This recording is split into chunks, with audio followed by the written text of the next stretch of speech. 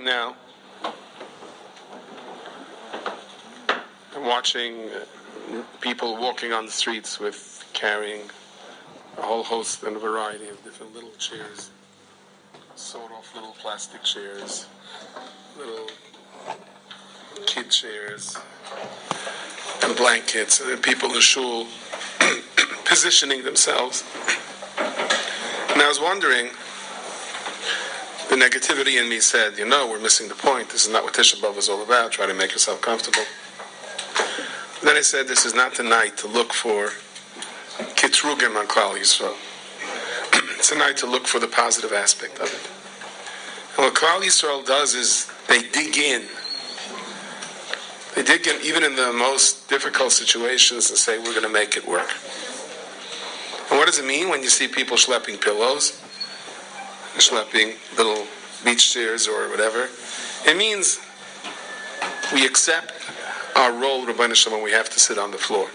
We're going to make the best of it. And that's really the story of Klal Yisrael and Golus. My mother, Leah Shalom, had a picture of her parents. Throughout the war, which she kept in her crack. I think cracks are difficult on Tisha B'Av. Doing 16 hours of slave labor or marching, death marches, and them are even harder. She kept a picture of her parents. She thought to her was important. She told me many times that had she been caught, it would have cost her her life. But she still felt that she wanted it. And after the war, she lost it. After the war, she lost the picture. After risking her life, carrying it all along, after the war, she lost her picture. And she often said, what's the message? And she told me once that toward the end of the war, she was suffering from typhus, and it didn't look like she was going to survive. And one night she dreamt that her father came to her, which would be my grandfather.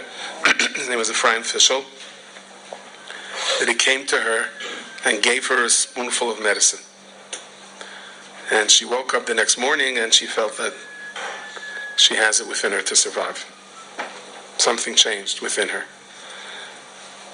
Not long afterwards, somebody told her that he was an eyewitness to my grandfather being killed in the concentration camp. And we even know the yahrzeit. It was Beis Av. It was rare that anyone knows the yahrzeit. So I was thinking to myself, maybe this was a trade-off. Maybe, in a way, her father was saying to her, give me the picture, and I'll give you life. We all have a picture in our minds, picture of who we would like to be, picture of who our dreams are, who we would marry, what life is going to be like. Life rarely meets the picture. Pictures fade, and reality takes over. And life is full of ironies. Somebody once said, which time of the year do you like better? I'll give you a choice between two Tanesim. Do you like the end of Tanis Esther on an empty stomach, or the beginning of Tisha B'Av on a full stomach? Isn't a full stomach better? No, but we would all pick right now standing Tanis Esther on an empty stomach, right? Listening to the Megillah. Life is confusing. Adam and Chava had no pictures by their wedding, but they saw entire worlds. The Eibishter showed Adam and Chava all future generations, including the Yid tonight schlepping his little beach chair and the pillow. They saw the past. There wasn't much of the past, but they saw the future. They saw the world, and the world was so perfect. Adam and Chava, before the Chet Eitzadas, had a picture of what life should be, and the reality of life coincided and met the picture perfectly. And then came the disaster of the Eitzadas right before Shabbos. And really, they should have been thrown out of Gan Eden right there and then. The Kadosh Baruch Hu says, as I state in the Medrash, first Shabbos, should throw you out already. You just came to yeshiva, you were just created. Throw you out on the first Shabbos, so they were allowed to stay until Mitzvah Shabbos. Mitzvah Shabbos, they were told, out. Out. And if they left something and turned around, a couple of malachim standing there with swinging swords of fire kind of convinced them, this is not the gate you can climb over. And suddenly, the picture of reality, the picture of what they would have liked their life to be, was very different from the reality. The reality, now, in a newfound darkness, that Mitzvah Shabbos, the first Mitzvah Shabbos of the world, was pain, death, separation, strife, jealousy, fear, anxiety, loneliness, hopelessness, loss, confusion, conflict. And basically, they could have said, this is it, we blew it, the world is over. The world is over. Can't deal with this. And really, our existence hinged on that moment. Because what could have happened in that darkness is Adam could have turned to Chava and said, fine nest you got me into. And Chava would have said, oh really? And they could have turned around and swore they're never going to talk to each other. And basically, we wouldn't exist. Instead, Adam turned to Chava and he said, you're Ein Kolchai, you're the mother of humanity. We have to try to bring back the light. To bring back the light? We just had the light of Gan Eden. We just had the light of Simcha. We just had the light of no pain whatsoever. We just had the light of no confusion. We saw the past, we saw the present, we saw the future, no struggles, and Amunah, the Rebbe Shem was with us. We were in Gan Eden. What light do you have? And Adam picks up two sticks and he rubs them together and poof. And Chava says, this isn't much of a replacement. And Adam says, we have to work with what we have. And Chava nods and says, okay, let's wash Malav Malka. And that's why Malav Malka is Tchias HaMesim. The nourishment that a person has in Malav Malka is how we're going to be recreated by Tchias HaMesim. And that's how we make a Bar Moirei Eish on Mitzvah Shabbos, and we even make a Bar Moirei Eish on Mitzvah Tisha B'Av. No Bar Minei Psamim, that's called a tainuk, that's called a pleasure. We can't make a Bar Priya Gafen unless someone has to eat. We never ever give up on the Bar Moirei Eish. We never give up on recreating life. The truth is, let's say there was no Chet Etzadas. Let's say there was no death. Then there would be no babies being born either. If there was no separation, there would never be reconciliation. If there was no anxiety, there would never be a sigh of relief. If there was no loneliness, there would never be a welcome home sign. If there never was any loss, there would never be finding a new life. So what would the world have been without death or birth? Some of the things the Svarim say, whether we understand it or not, is that we were all part of Adam HaRishon. But we'll leave that up to the Svarim to figure out. The reality is we do have a life of death and birth and separation and reconciliation and anxiety and relief and patches of loneliness and confusion. And we all have the Nisayon of that Matzah Shabbos. You know that 5 out of the last Tisha B'Avs were on Matzah Shabbos. Of course, Tisha B'Av could be Matzah Shabbos when Sunday is Tisha B'Av, and it could be when Shabbos is Tisha B'Av. See, Hashem wants us to keep making this decision. Listen, I can't give you Gan Eden. I can't tell you to sit on a chair. But I do want you to rub 2 sticks together. I do want you to say, this is Galus. Deal with it. Deal with it. It's a far cry from the light we had at the Kais in Gan Eden. So a few minutes ago you said a kinnis. And what was the kinnis?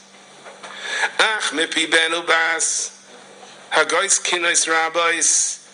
Sons and daughters are crying. Tamer, instead of what?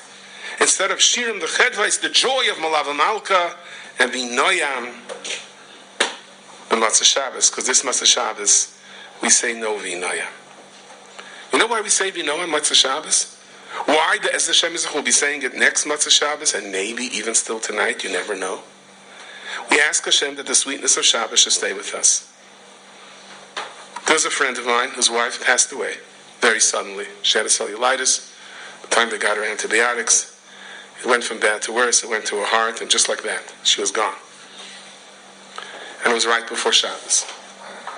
And my friend asked me to come to Shalosh Sudas. The family was together. Say a few words. I said, I don't have a few words to say, come. And I came.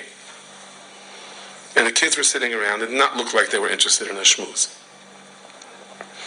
And I saw something which I never saw before in my life.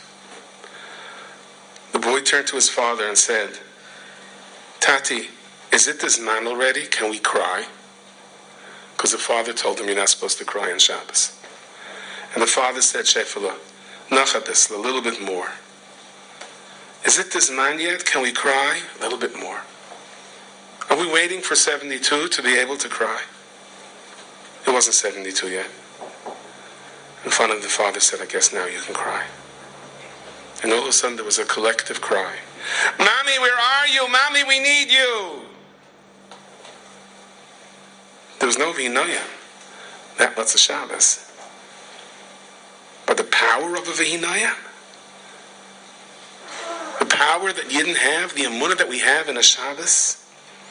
So I want to tell you tonight about the tosher rebbe, Zecher Tzadik Livracha, who walked in one Friday morning on the 18th of Teves, 1998.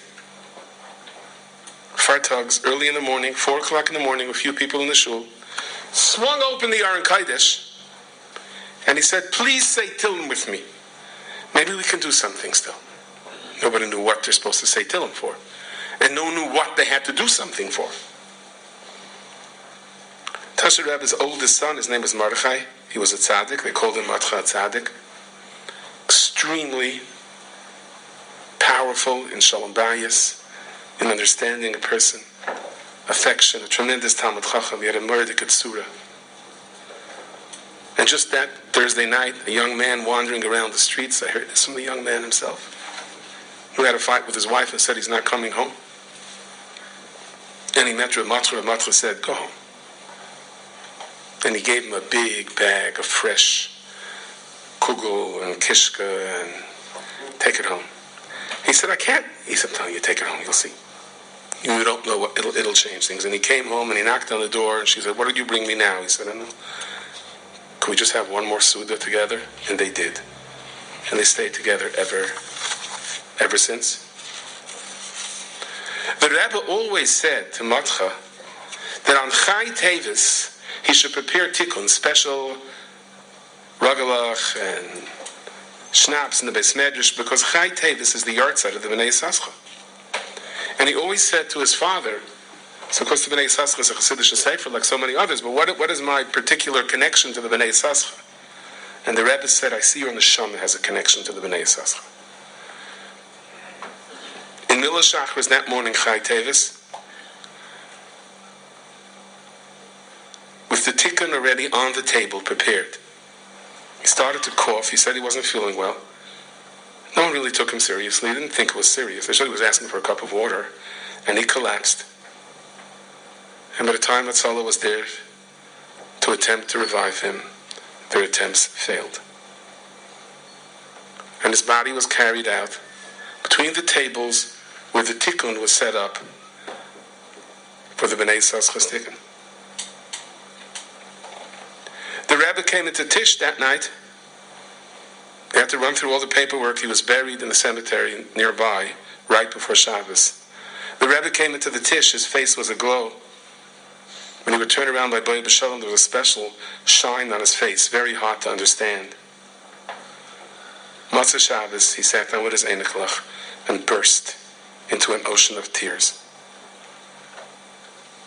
How do Yidden have this koyach? We should never ever be tested. How do Yidden have this koyach? To say Shabbos is Shabbos, and Matzah Shabbos, I'll deal with life or life after Gan Eden. Right before Shabbos,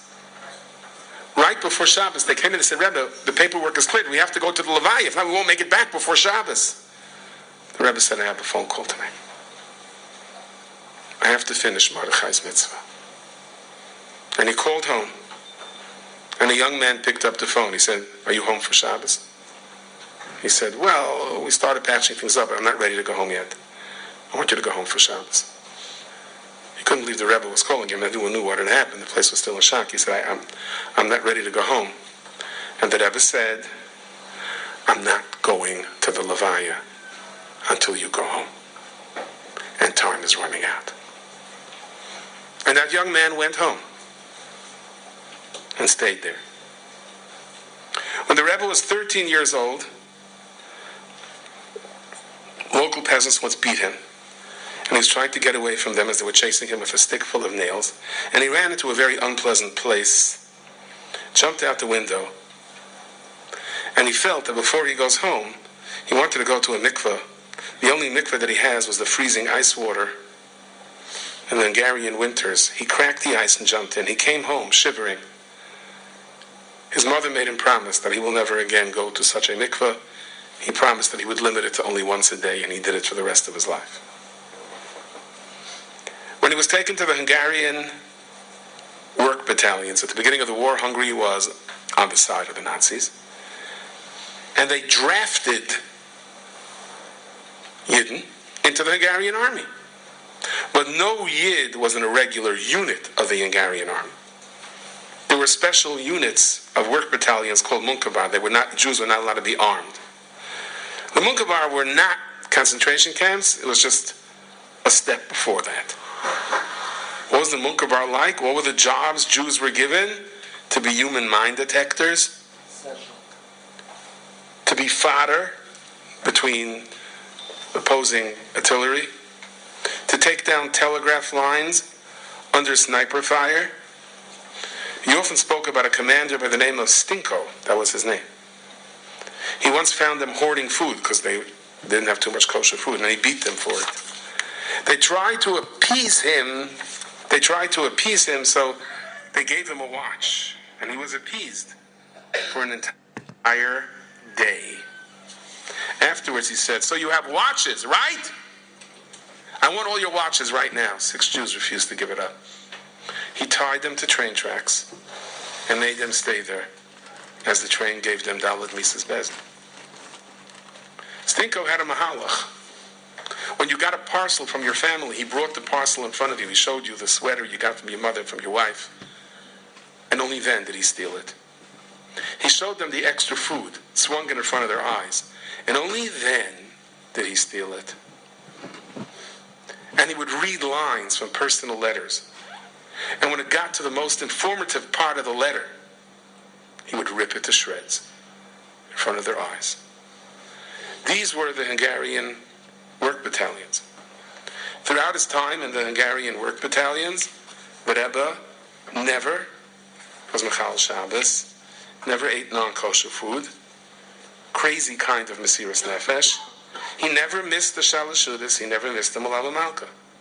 Even when one Shabbos afternoon, they whacked him on the head with a metal rod, they thought it was over. When he woke up a few minutes before the Zman, he said, quick, let me wash. I never missed the Shalosh Seudos in my life.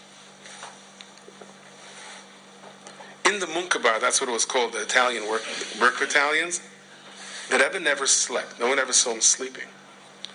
Because where the Jews were put were infested with large rats. And he stood there every single day to chase away the rats so that the other Yidden can sleep. And they once asked him, you're going to collapse. How long can you do this? He says, I took this mitzvah upon myself to chase away the rats and be up the entire night as a tikkun. As a tikkun for what? Because the first year in the Munkabar, he went out Shavuos night to say tikkun. And he was caught by a guard. He said, you're trying to escape. He tried to explain to him it's Shavuos night. He's up a whole night. He says, where are all the other Jews? He said, they're doing slave labor 18 hours a day. No, they also have to wake up. He hurt the Rebbe in a way that he knew he could hurt him. And he woke everyone up. After 18 hours of slave labor, they finally fell asleep. He woke everyone up. No, he says you have to get up and be up the entire night. So you're all going to get up and work the entire night. He said he was never so pained. He was beaten. He was tortured. But the fact that they used him to wake everyone up, he never caused them such pain. He never said anything, even about the Nazis. And that night, he burst into tears, or the next morning, and he said, Shugana, what did he do to me? He wakes up other Yidden. He never really told the story to anyone, except once he heard one Bacher called another Bacher in the yeshiva, Meshugana, and he called him over and said, you don't use that word!